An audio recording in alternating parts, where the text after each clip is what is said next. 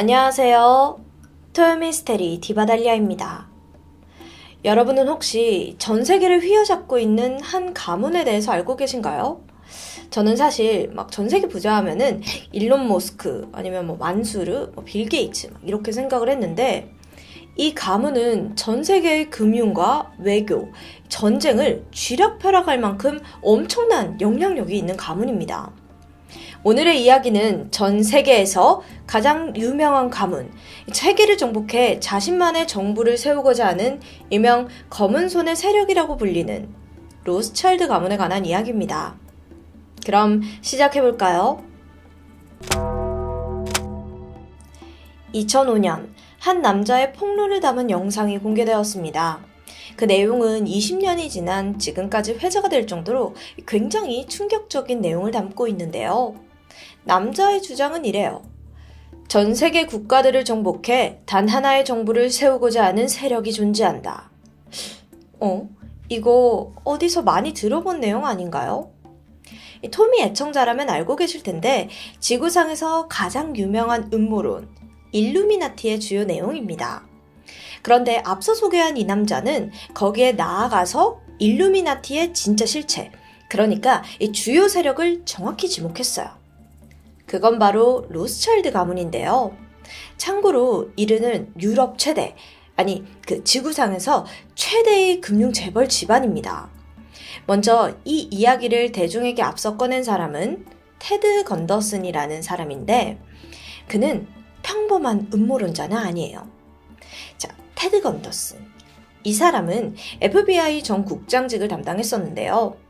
현역 당시 그가 담당했던 사건이 마릴린 먼로 사망 사건, 존 F 케네디 암살 사건 등 꽤나 굵직한 사건들이었죠. 한마디로 그는 오랜 기간 정부 요직을 맡았던 신원이 확실한 사람입니다. 그럼 그가 어째서 공개적으로 로스차일드 가문을 저격하고 나선 건지 그게 궁금한데요. 그 배경을 이해하기 위해서는 우선 테드 건더슨이 과거에 담당했던 한 사건에 대해서 알아야만 해요. 그는 FBI를 은퇴 후에 자신의 이름을 내건 사립탐정회사를 설립했습니다. 이때가 1980년이었어요. 그가 은퇴 후에 처음 담당한 일은 제프리 맥도날드 변호였는데요. 당시로부터 10년 전인 1970년 2월 새벽에 한 가정집에 아내와 두 자녀가 누군가로부터 공격을 받아 사망하는 사건이 발생했었습니다. 그 현장에는 유일한 생존자였던 남편인 미 육군 특수부대 대위 제프리 맥도날드가 있었습니다. 그 또한 칼에 공격을 받긴 했는데 작은 상처들만 있을 뿐 생명에는 지장이 없었죠. 제프리는 이렇게 진술을 합니다. 4명의 침입자가 집으로 들어와서 우릴 막 공격했어요. 하지만 수사관들은 제프리가 의심되었어요. 왜냐면 숨진 아내의 몸에서는 격렬한 몸싸움의 흔적이 발견되었는데 유독 제프리만 멀쩡히 살아남았으니까요. 제프리는 억울함을 호소했죠. 자신은 분명 침입자들을 목격했다는 거예요. 그가 본 범인의 생김새는 백인 남성 2명과 흑인 남성 1명, 그리고 금발의 여성이었다는데요. 그들은 환각제는 멋져! 경찰을 죽이자! 라고 외치면서 가족들에게 달려들었다고 해요. 근데 이 문구는 70년대 당시 미국 히피족 일부가 마약에 취해 구호처럼 이렇게 외치던 말이었습니다. 그래서 당시 제프리가 진술한 몽타주를 바탕으로 유력한 용의자 한 명이 지목되기도 했어요. 바로 동네의 마약 전과자였던 여성 헬레나 스토클리였는데 증거 부족으로 그녀의 죄를 밝혀내는 데는 실패합니다. 결국 제프리가 이 사건의 용의자로 유죄 판결을 받게 되었죠. 제프리가 범인이라는 그 근거로는 여러 가지가 있는데 그중 하나는 제프리의 진술과 현장 증거들이 모순된다는 점, 그리고 집안 곳곳에서 3명의 피해자들 혈액이 모두 다 발견되었지만 유일하게 제프리 것만 없었다는 것, 그리고 무엇보다 가장 공격을 덜 받고 아주 작은 상처만 난 점이 지적되었어요.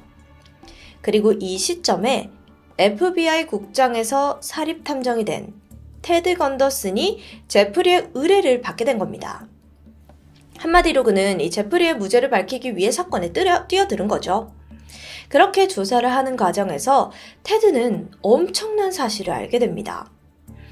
이미 한 차례 용의자로 몰렸던 마약 전과범 헬레나 스토클리. 그녀가 테드의 설득과 추궁 끝에 한 가지 자백을 한 건데, 우리 사탄 숭배 집단이 그를 공격했다, 이러는 거예요. 갑자기 사탄이요? 그녀의 주장에 따르면 제프리는 군에서 마약 밀매 등을 단속하는 역할을 했었대요. 그런데 그녀가 속해 있던 사탄 숭배 집단은 베트남에서 군인의 시신을 통해 마약을 숨겨 들어오는 일을 해왔던 거죠. 근데 제프리가 낌새를 눈치채버려서 그를 처치하기로 했던 겁니다. 근데요, 이게 그냥 마약 중독자들의 헛소리로만 여겨졌었어요. 결국 증언은 증거로서 유효하지 않았고 끝내 제프리는 유죄로 사건이 마무리됐죠. 어쨌든 테드는 이 사건을 계기로 미국에 존재하는 이 사탄 숭배 집단에 대해서 본격적으로 파고들었습니다. 이 집단은 곧 일루미나티 역사와 연결되어 있기도 하는데, 일루미나티가 최초로 탄생한 계기는 중세시대 유럽에선 이 당시에 종교라는 이름으로 이 사람들을 막 억압하던 시기였어요. 이때 일부 사람들 사이에서는 종교의 자유를 외치면서 비밀 결사대 일루미나티가 최초로 탄생하게 된 거죠. 하지만 곧 교황이 이를 알게 되면서 일루미나티는 신에게 도전하는 사탄 숭배 집단이라면서 탄압당합니다. 하지만 일루미나티는 비밀리에 계속해서 지식층, 권력층을 막 끌어모았어요. 그리고 오늘날에 이르렀다는 설입니다. 자, 지식층, 권력층 막 이렇게 모여 있다 보니까 테드는 이런 생각을 하게 돼요. 그럼 사탄 숭배 집단도 사실 권력층인 정부와 엮여 있진 않을까? 게다가 테드는 이 사건 외에도 캘리포니아에서 벌어진 이 맥마틴 유치원 사건을 파헤치기도 했는데요. 이 사건이 막 유치원에서 아이들에게 성학대하고 동물 죽이고 막 악마 숭배 의식을 보여주는 그런 아동 학대한 사건이에요. 그런데 이게 무죄로 결론이 났던 겁니다. 테드는 이 사건들에는 분명 뒤를 봐주는 이 거대 조직이 있다고 믿었고, 그렇게 그는 미국의 대표 음모론자로 떠오르게 되죠. 그의 주장에 따르면 그 배후에는 바로 로스차일드 가문이 있대요. 로스차일드 가문은 막대한 자금을 무기로 전 세계를 지배할 여러 가지 계획을 세웠다는데, 그 방법 중 하나가 사람들을 성과 마약에 중독시켜요. 그리고 이걸 빌미로 정치인의 약점을 잡아 권력을 쉽게 조종합니다. 이게 테드 건더슨이 2005년에 폭로한 내용들이었습니다. 여기서 한 가지 의문이 드는데, 아니 로스차일드가 뭐라고 전 세계를 지배하려고 해요? 그렇게 대단한 가문이에요? 할 수 있어요. 로스차일드 가문은 1744년 독일에서 태어난 마이어 암셀 로스차일드라는 남성으로부터 시작하게 됩니다. 그는 당시 빈민촌에 살던 유대인인데 정말 어렵게 살아왔었어요. 그러다가 우연한 계기로 어린 나이에 은행 일을 배우게 되는데, 이때 마이어 암셀은 금융시장에 눈을 뜨게 돼요. 그는 골동품 가게를 하면서 모은 동전과 물건들을 유명 귀족들에게 나눠주면서 인맥을 쌓기 시작합니다. 그리고 어느 날 독일 프로이센의 국왕이었던 빌헬름이 마이어에게 자신의 장부를 맡기게 되거든요. 근데 1806년 독일이 프랑스와의 전쟁에서 패배한 거예요. 그럼 어떻겠어요? 국왕 빌헬름은 급히 해외로 도피를 했겠죠? 그리고 이때 마이어는 프랑스에게 자신의 재산은 빼앗겨도 정작 왕의 장부는 목숨을 걸고 막 지키고 있었던 거예요. 나중에 이를 알게 된 빌헬름이 크게 감동을 하면서 그를 빌헬름 가문의 재산 관리자로 임명을 하게 됩니다. 이때부터 로스차일드는 점점 힘을 더 키워나가게 됩니다. 그에게는 5 아들들이 있었는데, 아들들을 각각 런던, 파리, 프랑크푸르트 막 이런 식으로 유럽의 주요 도시들로 보냈어요. 그리고 로스차일드 가문만의 커다란 네트워크를 형성합니다. 여기서 로스차일드는 빠른 정보, 그러니까 파리는 이렇다 저렇다 막 이렇게 빠르게 공유하는 게 제일 중요하다고 생각했어요. 근데 이때는 지금과 달리 좀 전화기나 이메일 이런 것들이 없었을 때잖아요. 그래서 이들은 각 지역에서 얻은 새로운 정보들을 서로 직접 전달하면서 빠르게 공유했습니다. 그러다 보니 유럽 정세에 빠삭해졌고 이를 토대로 불을 쌓아가기 시작했던 거죠. 그러다 이 가문이 결정적으로 불을 축적하는 계기가 발생해요. 1815년 6월 프랑스의 나폴레옹과 영국의 연합군간의 전투가 발발했는데 이 전투 결과에 따라 영국과 프랑스 이 두 나라 중 한 나라는 완전히 그냥 경제적으로 폭망하게 되는 거예요. 많은 사람들은 전쟁 결과를 막 기다리고 있었죠. 하지만 라디오도 없고 전투 결과를 누군가가 직접 전해주는 방법 말고는 없었습니다. 자, 근데 나라별로 로스차일드 아들들이 파견되어 있었다고 했었죠. 당시 영국 런던에는 셋째 아들 네이선이 있었습니다. 그리고 사람들은 이 가문이 이 정보에 빠르고 빠삭하다는 것을 이미 알고 있었어요. 그렇기에 네이선의 행보에 집중을 하고 있었죠. 전투가 벌어지던 그날 네이선 역시 다른 사람들과 마찬가지로 런던의 증권거래소 안에서 가만히 소식을 기다리고 있었어요. 전투 결과에 따라 이 자신의 재산을 어떻게 처분할지 결정을 하려고요. 바로 그때 한 남자가 달려와 그의 귀에 막 몇 마디를 속삭이는 거예요. 곧이어 네이선은 거래소로 가더니 모두가 지켜보던 와중 자신이 가지고 있던 영국 국채를 몽땅 팔아버리는 겁니다. 그럼 뭐겠어요? 영국의 패배가 직감이 되는데요. 이 모습을 본 거래소 사람들은 너나 할 것 없이 국채를 싹 다 팔았죠. 그렇게 영국 국채는 순식간에 100파운드에서 무려 5파운드까지 폭락하게 됩니다. 하지만 여기서 이 대박 반전이 벌어져요. 마지막 순간 갑자기 네이선이 헐값이 된 이 영국 국채를 싹 다 사들이는 거예요. 아니 이게 무슨 일이죠?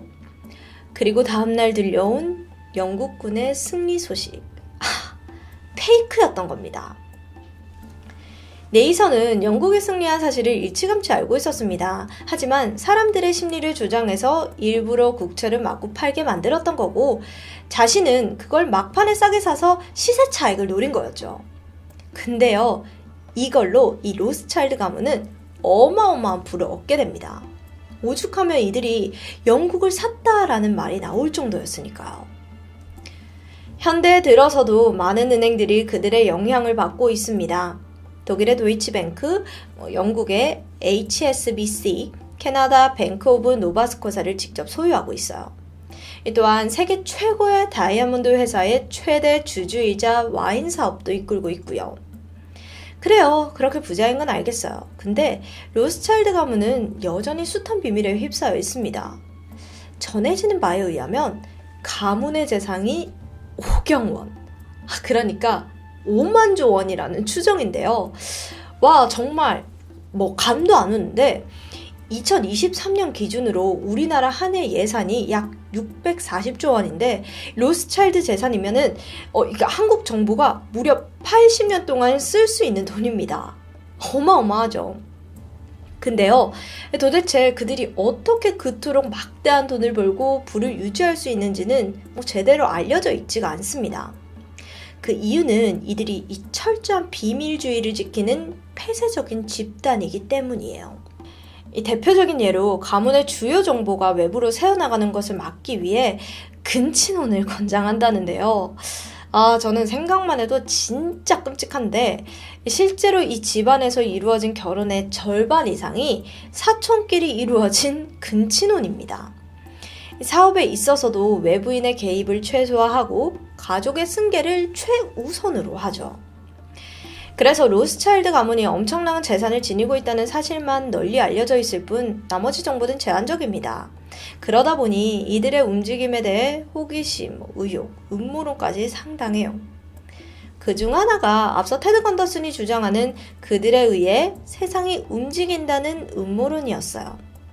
심지어 그들이 금융 지배에 나아가서 일루미나티 수장이라는 설은 이미 공공연합니다. 일루미나티 자체가 이 세상을 지배하는 비밀 결사단체인데 지구상에서 가장 돈이 많은 이 로스차일드 가문이 언급되는 건 어찌 보면 당연한 일이기도 한 거죠.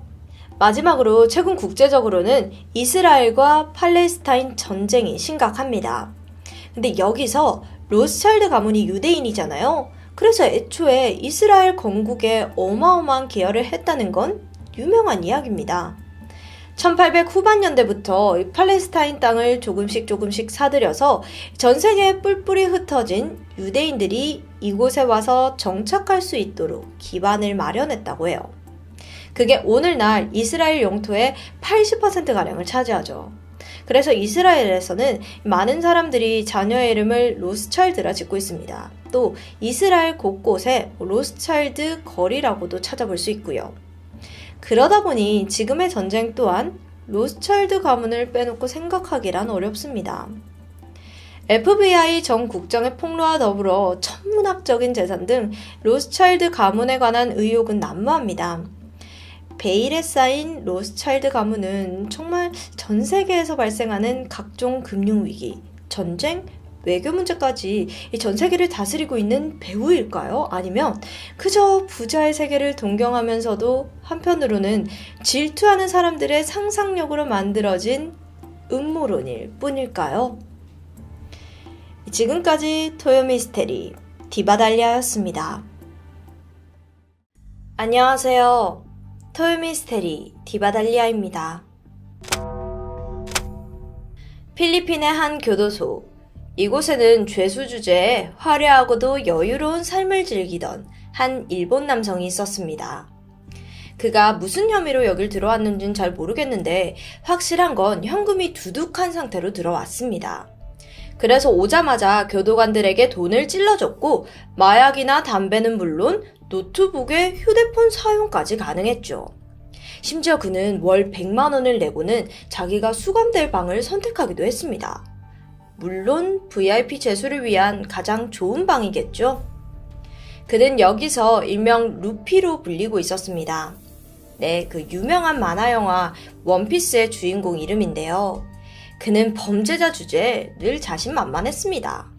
그리고 이 감옥이 자신에게 제일 안전한 곳이라고 말해요. 심지어 감옥 안팎에는 그의 충성스러운 일당들도 수족이 되어주고 있었습니다. 도대체 이 사람은 어떤 추악한 범죄자일까요? 베일에 쌓인 루피의 정체가 밝혀진 건 아주 최근이었습니다. 그것도 필리핀이 아닌 일본에서 벌어진 한 살인사건 때문이었죠. 오늘의 사건은 그 사건을 중심으로 경찰이 하나둘씩 추적해가는 과정으로 진행해보겠습니다. 사실 한국에서 이 유사한 범죄가 발생될까 우려되지만 어쩌면 이미 벌어지고 있는 일일 수도 있다는 생각이 드네요.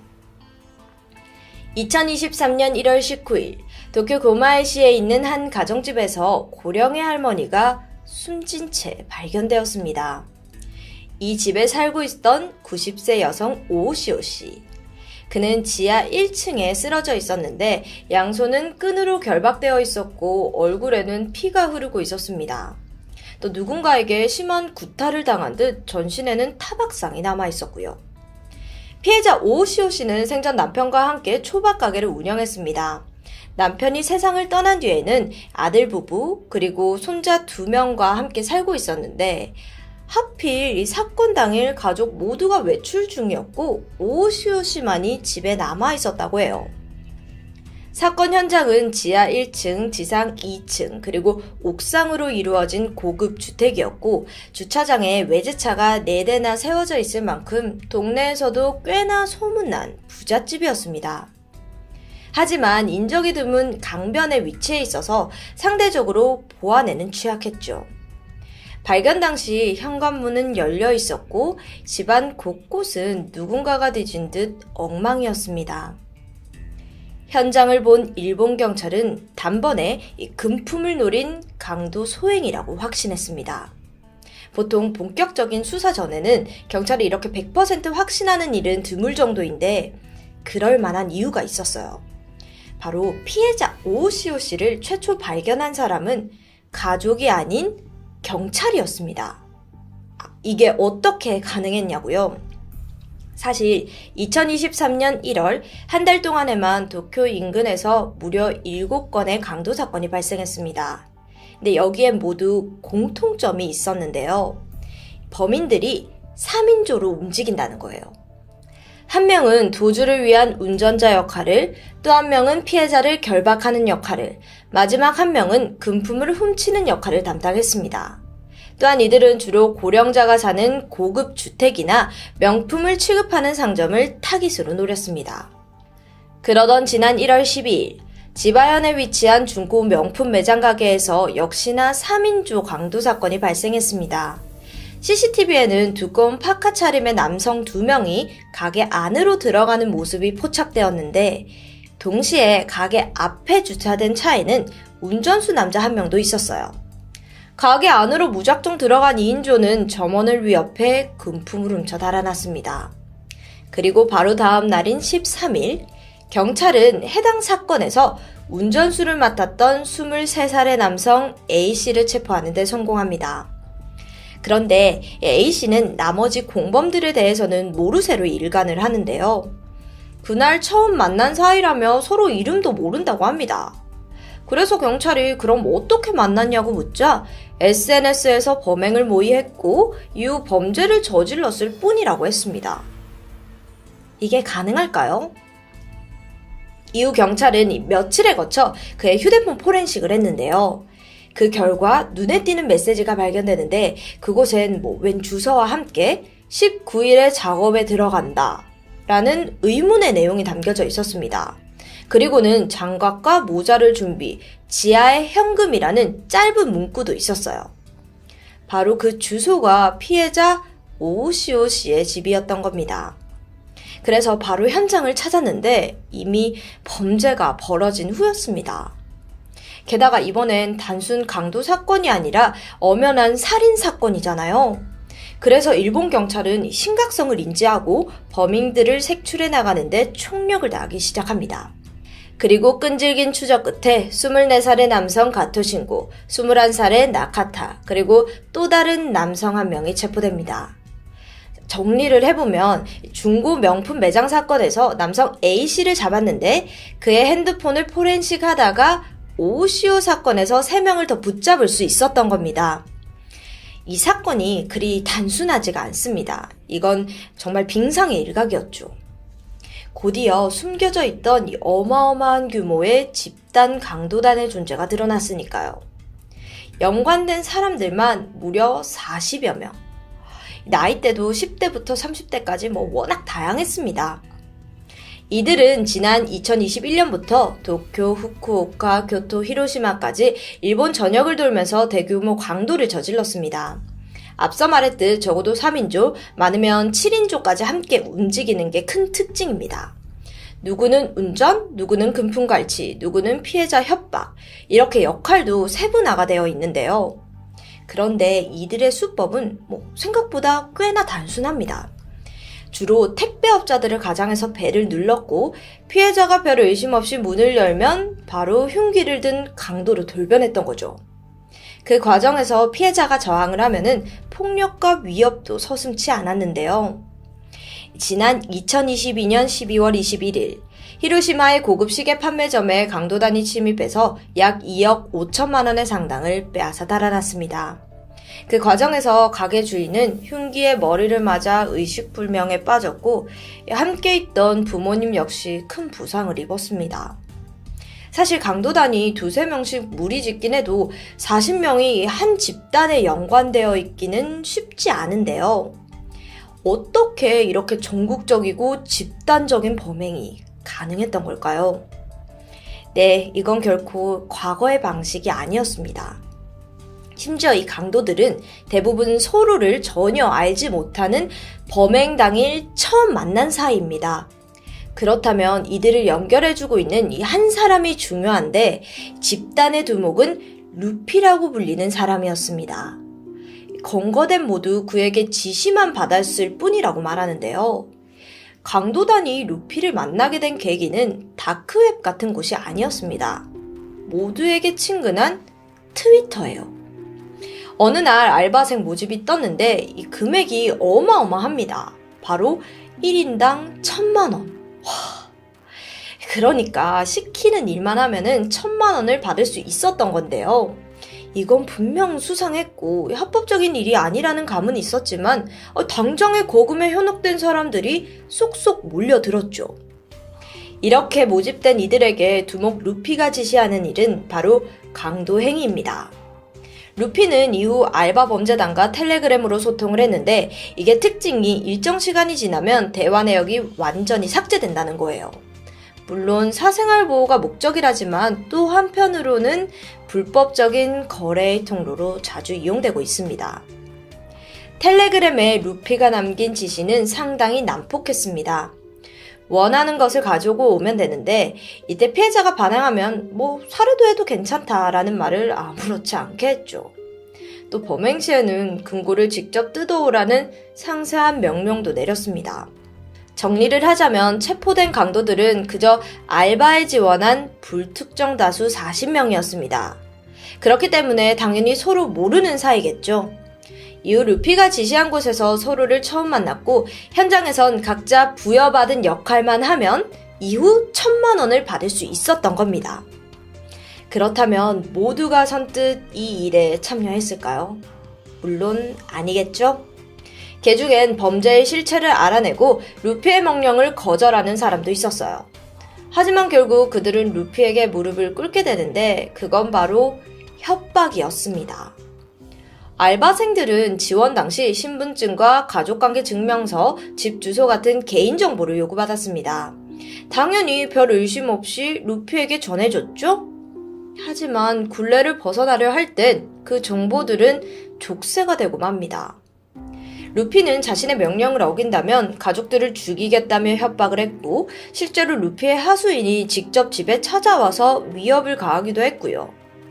이러한 상황이니까 한번 발을 들은 알바생들은 결코 도망칠 수 없는 상황이 되고 만 것이죠. 자, 이 모든 범죄의 배후에 있는 대장, 루피가 바로 오늘 가장 먼저 언급했던 바로 그 인물입니다. 그러니까 일본에서 벌어지는 강도, 살인, 협박 모두 다 그가 필리핀에서 지휘를 하고 있었던 거죠. 그의 진짜 정체는 38살의 와타나베 유키. 2019년부터 필리핀 교도소에 수감되어 있었습니다. 와타나베는 지난 2019년 11월 특수사기 혐의로 필리핀 경찰에게 체포되었는데 당시 범행 내용은 보이스피싱이었습니다. 일당은 1년 전부터 필리핀을 거점으로 보이스피싱으로 일본 내에서 돈을 뜯어내기 시작했어요. 그의 전직 부하에 따르면 와타나베는 미치광이라는 별명으로 불렸는데 필리핀에 있으니 내가 뭘 해도 상관없다는 분위기였다고 합니다.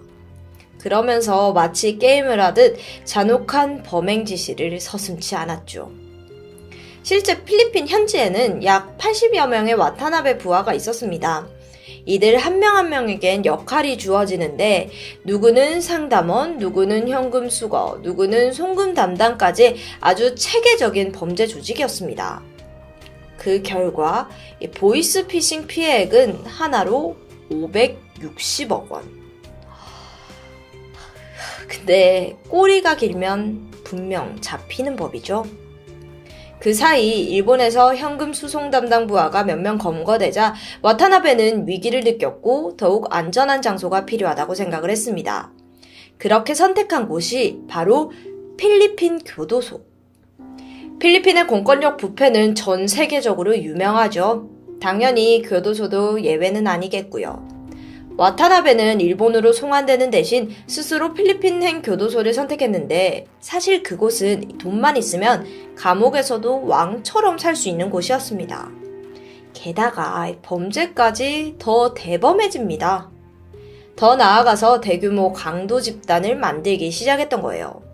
그리고 이 규모는 단순히 전당포에서 수백만 원어치를 훔치는 수준이 아니었습니다. 이들의 수법을 한번 살펴볼까요? 먼저 와타나베 일당은 인터넷 쇼핑몰 같은 곳에서 해킹으로 개인정보들을 훔쳤고 그 중에서도 명품 의류나 명품 시계를 구매한 일명 큰손 고객들의 주목을 했습니다. 그렇게 얻은 이름과 주소들 정보 중에서도 진짜 알짜배기 현금 부자들을 추려내요. 그리고는 구글 맵에서 대상자의 주소를 검색합니다. 이때 이웃집까지의 거리와 또 경찰서의 위치까지 꼼꼼하게 체크를 하고 마지막으로 트위터에 강도짓을 대신해줄 여둠의 일당을 모집했던 겁니다. 참 어마어마한데요.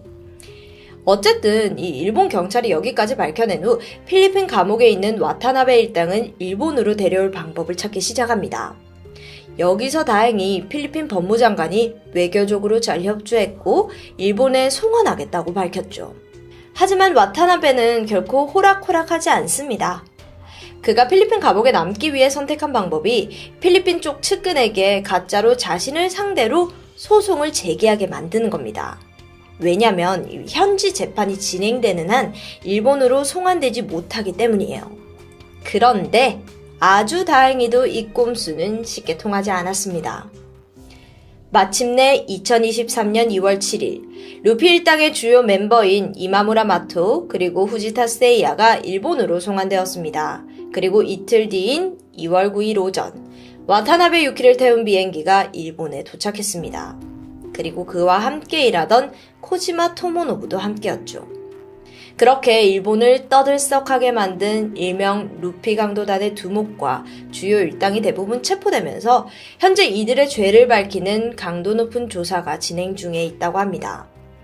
동시에 일본 경찰은 이들이 더 큰 범죄 조직, 즉 야쿠자와 관련되어 있는 게 아닌가라는 가능성을 염두에 두고 더욱더 폭넓은 수사를 진행 중이라고 밝혔죠. 그런데 이러는 사이 또 놀라운 뉴스가 보도됩니다. 루피의 강도단의 일원으로서 일명 연락책을 맡았던 2명의 용의자가 체포되었는데 그중 한 명의 존재가 좀 충격적이에요. 그녀의 이름은 쿠마이 히토미. 24살의 미인대 출신 모델입니다. 일본에서는 미스 콘테스트라는 게 있습니다. 대학교 1학년들을 대상으로 한 미인대회인데 여기서 수많은 아나운서며 탤런트들이 배출되기로 유명한 곳이에요. 그녀는 이 미스 콘테스트에도 출전했던 만큼 빼어난 외모입니다. 그리고 히토미는 굉장히 유복한 가정에서 자랐다고 하는데 항상 명품 가방을 들고 있었기도 했고 SNS에는 여행 사진이 정말 빼곡했죠. 그랬던 그녀가 21년부터 갑자기 SNS를 지우고 잠적을 하더니 돌연 범죄자가 되어서 나타난 겁니다. 그러다 보니 일각에서는 그녀가 화려한 삶을 유지하기 위해서 범죄 조직의 유혹에 빠진 것은 아니냐는 추측이 있기도 했습니다. 어쨌든 이들이 어떤 처벌을 받을지는 우리가 조금 더 지켜봐야 하는데요. 루피라는 이름을 이용해서 정의로운 캐릭터까지 더럽히며 동심마저도 연든 일본의 강도단. 타인의 재산과 생명을 함부로 여긴 것에 대한 엄중한 처벌이 내려지길 바랄 뿐입니다. 지금까지 토요미스테리 디바달리아였습니다.